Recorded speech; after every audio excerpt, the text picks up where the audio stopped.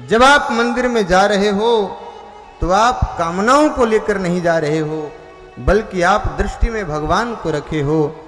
आंखों में अश्रु प्रवाह बह रहा है और ठाकुर से मिलन की अत्यंत तीव्र उत्कंठा है, हृदय में उद्वेलित हो रही है।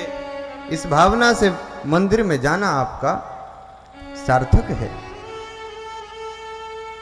और नहीं तो आजकल मंदिर में कैसे जाते हैं बताए?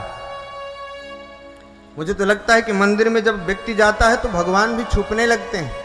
आजकल इसलिए पर्दे लगा देते हैं कि सामने आ रहा है, ये मांगेगा भी।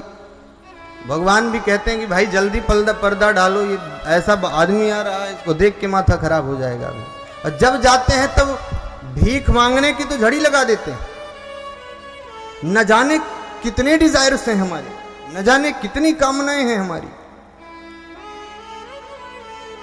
एक आदमी मंदिर गया, इतनी बड़ी माला, सब लोग देखकर चौंके, वाह इतनी बड़ी माला लेकर आया है, इतना अच्छा मिठाई का डब्बा है, तो इसकी भक्ति कितनी श्रेष्ठ होगी। और जब माला चढ़ा तो पता लगा कि भक्ति नहीं, भक्ति तो थी नहीं। माला चढ़ने की देर नहीं भाई कि उसकी एक लिस्ट खुली, भगवान ये हो जाए, मेरे को एक छोटा घर बन जाए, मेरा विवाह हो जाए, मेरी गाड़ी आ जाए, मुन्ना ने चंगी नू मिल जाए, ये हो जाए, वो हो जाए। इतनी कामनाएं कि भगवान सोचता होगा ये 20 रुपए की माला लेके आया है, भाई लेके चला जा, तू मत चढ़ाए, आए तो अपने साथ उठा ले जा। तू जितना मांग लिया इस 20 रुपए को दे करके, हालांकि मांगो भी तो किससे मांगो, भगवान से मांगने को भी मना नहीं है, ऐसा भी नहीं है, क्योंकि देने वाला दाता एक वही है। पर भक्ति की बात यदि की जाए तो भक्ति में फिर मांगना नहीं आता है। अगर बात भक्ति की हो रही हो तो भक्ति में मांगना शब्द आना नहीं चाहिए। बोलो जय श्री कृष्ण। अगर हमारे साथ, हमारी भक्ति के साथ हमारी कामनाएं जुड़ी हैं तो वो भक्ति बेकार है, फिर उस भक्ति का कोई अर्थ नहीं है।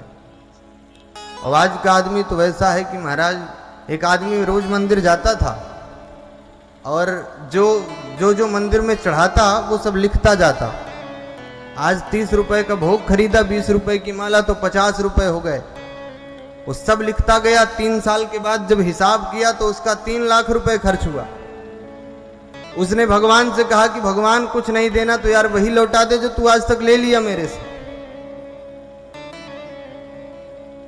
कुछ नहीं दे रहा है तो तू उतना ही लौटा दे जितना मैं तुझे भी तक चढ़ा दिया। बताओ ये भी कोई भक्ति हो सकती है? हम सब कामनाओं से बंधे हुए हैं। भगवान के सामने प्रस्तुत होते ही जैसे पेश हुए वैसे ही हमारे मांगने की लाइन लग गई, झड़ी लग गई। प्रभु ये और कर दो, प्रभु ये और कर दो, भगवान ये और कर दो। भगवान भी पक जाते होंगे कि ये 20 रुपए की चीज नहीं लेके आता है और इतनी मांग इसकी बड़ी है कि क्या कहें। अच्छा, हमारी आपकी स्थिति ना पूतना से भी गई गुजरी है, हमें लगता है। हमारी भक्ति तो वैसी हो गई। पूतना भगवान को जहर पिलाने गई थी, लेकिन ध्यान दीजिएगा वो जहर बाहर लगाकर गई थी, भीतर तो दूध ही भरा था। जहर पिलाने भले गई थी पर जहर उसके विष उसके बाहर लगा था स्तनों में, भीतर नहीं था, भीतर तो दूध ही था। और हम आप तो लोटे में बाहर दूध लेकर जाते हैं और अंदर कामनाओं का जहर भरा पड़ा है। हम लोगों के अंदर जहर है, हमारी स्थिति उससे खराब है। भक्ति का मतलब मांगना नहीं हो सकता। गीता में सच्चे भक्त की पहचान भगवान बताते हुए कहते हैं, अद्वेष्टा सर्वभूतानां मैत्रः करुण एव च निर्ममो निरहंकारः समदुःख सुखक्षम। अद्वेष्टा सर्वभूतानां, सभी भूत प्राणियों से जो द्वेष न करे, जो सबको समान दृष्टि से देखता हो, जो सब में समान भाव रखता हो, जो सुख और दुख में समान रहता हो, जो निंदा और स्तुति को समान समझता हो, वही सच्चे अर्थ में भगवान कहते हैं वही मेरा भक्त है और वही मुझे प्रिय है। आज तो भक्ति के इतने आडंबर हैं,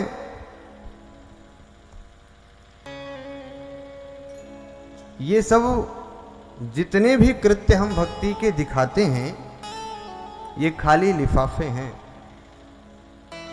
इन खाली लिफाफों में हमें अपना प्रेम का लेटर भर करके भगवान के चरणों में रखना है। ये सब खाली लिफाफे हैं, इनमें हमारा प्रेम का पत्र होना चाहिए। आप मंदिर जाके आरती कर रहे हो तो केवल दिखावा मत करो, उसमें आपका प्रेम का लेटर भी हो जो ठाकुर के चरणों तक पहुंचे, और वह पत्र ऐसा हो जो कामनाओं से बिल्कुल मुक्त हो और पढ़ते ही भगवान को आनंद आ जाए, भगवान तुम्हें हृदय से लगा लें। ऐसी भक्ति होनी चाहिए।